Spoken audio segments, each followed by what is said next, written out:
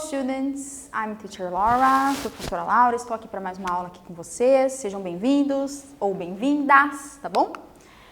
They can help you in reading. Quem que são esses they?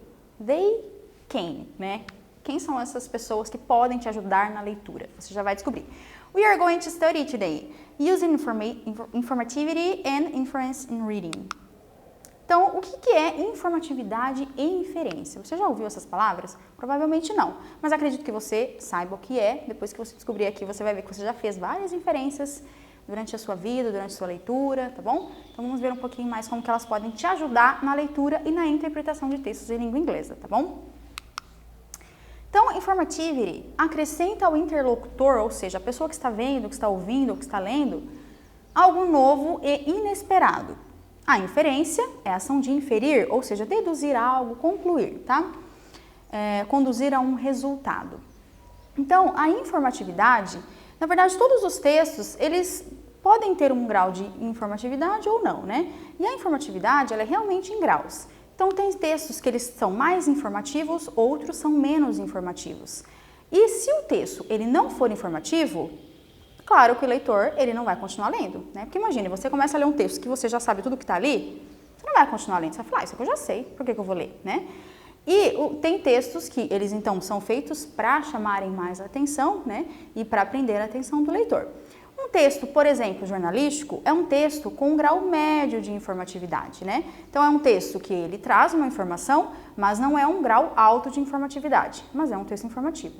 Já um texto, por exemplo, científico, ele traz um alto grau de informatividade, né? Por quê? Porque é algo novo, né? A ciência, ela já fez ali vários experimentos, né? Então, a ciência ela é a base de provas. Então, o texto ali, ele tem muito embasamento e tem muitas informações que, com certeza, nós não sabemos porque não somos cientistas, né? Então, por exemplo, eu vou ler um texto sobre Covid, sobre o que a ciência disse sobre o Covid. É um texto muito informativo, tem um alto grau de informatividade, né?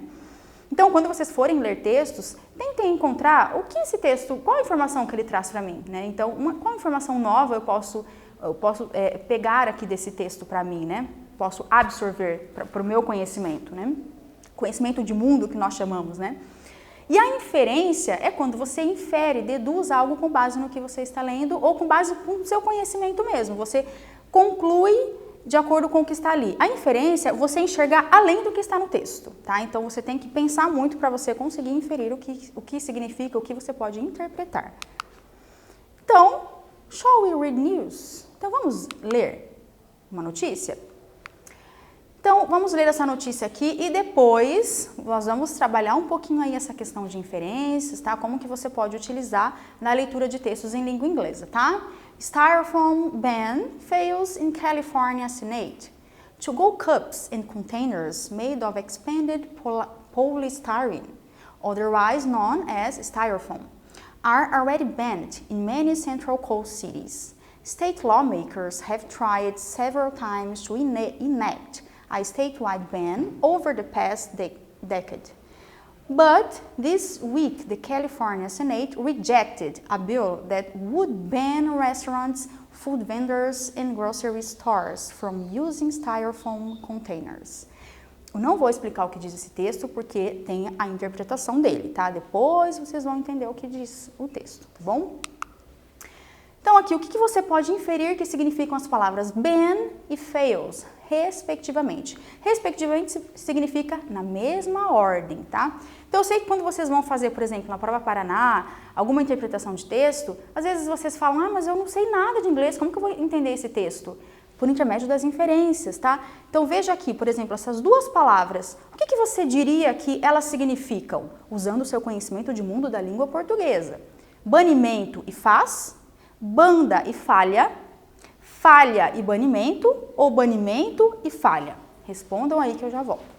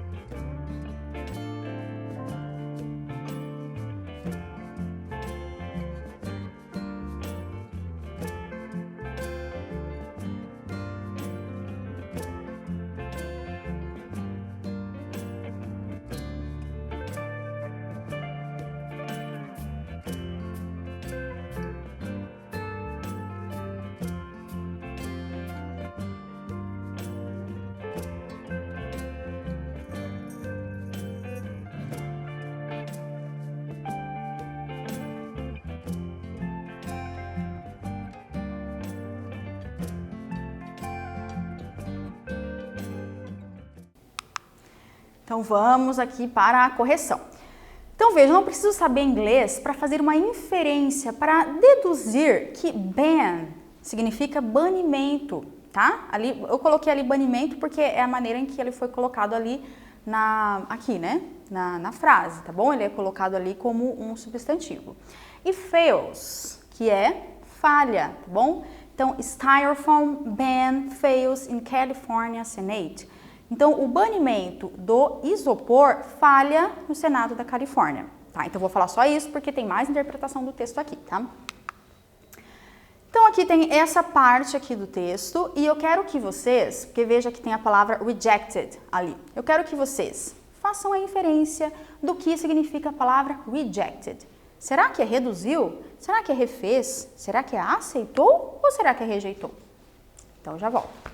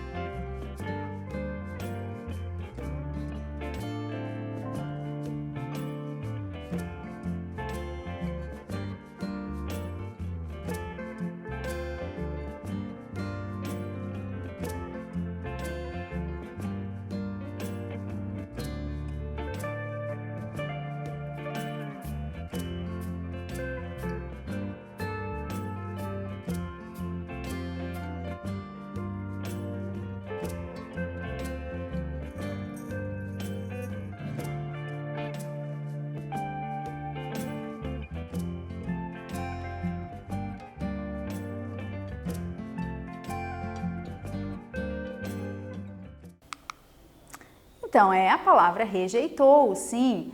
Então, veja que, por mais que você não entenda o que diz o texto, tem algumas palavras que elas serão cognatas, né? Vocês aprenderam sobre isso no 7º ano, hein? Palavras cognatas, palavras amigas, né? Palavras que elas são parecidas tanto na escrita como na pronúncia, como no significado também, né? Da língua portuguesa, tá? Então, essa palavra rejected é uma palavra cognata. Então, realmente, ela significa rejeitou, tá? Então, eu já sei ali que styrofoam significa isopor, ban, então, que é banir, né? Então, o banimento do isopor falhou no Senado da Califórnia. E nós vimos que o Senado rejeitou alguma coisa. Então, qual informação traz o texto? O Senado de Califórnia rejeita banir o uso de isopores ou o Senado da Califórnia decide banir o uso de isopores?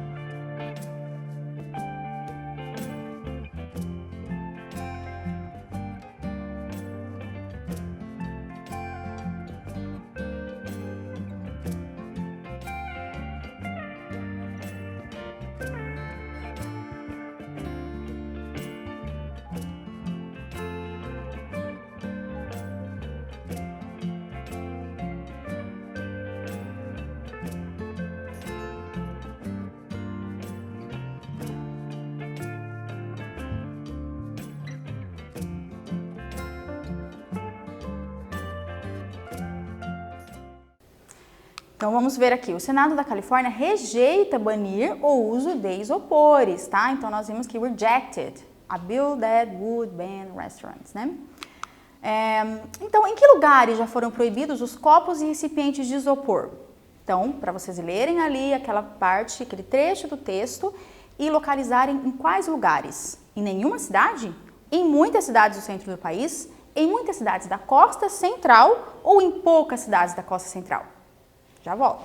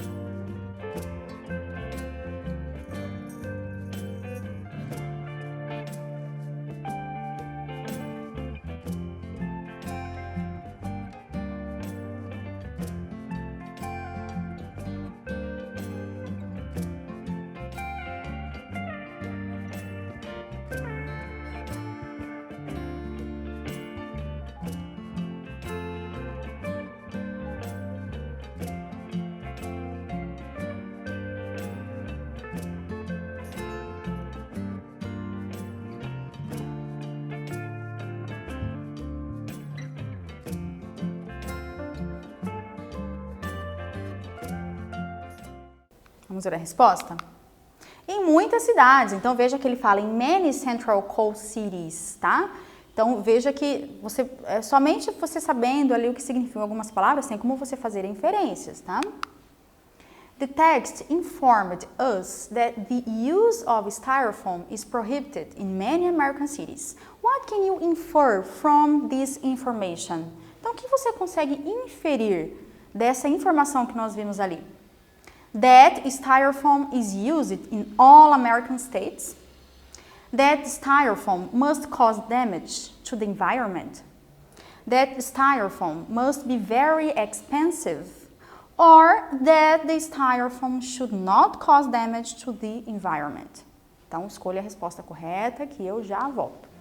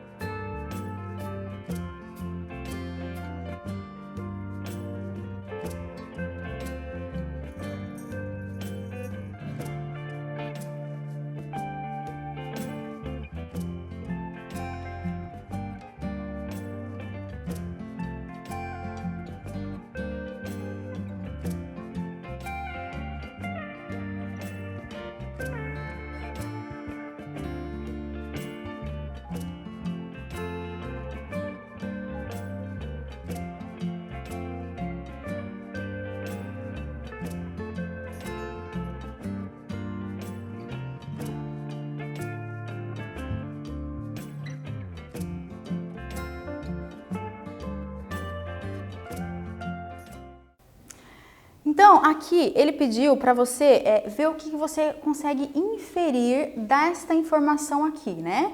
Que the styrofoam is prohibited, essa palavra é uma cognata também, tá? Que ela foi proibido em várias cidades americanas, né?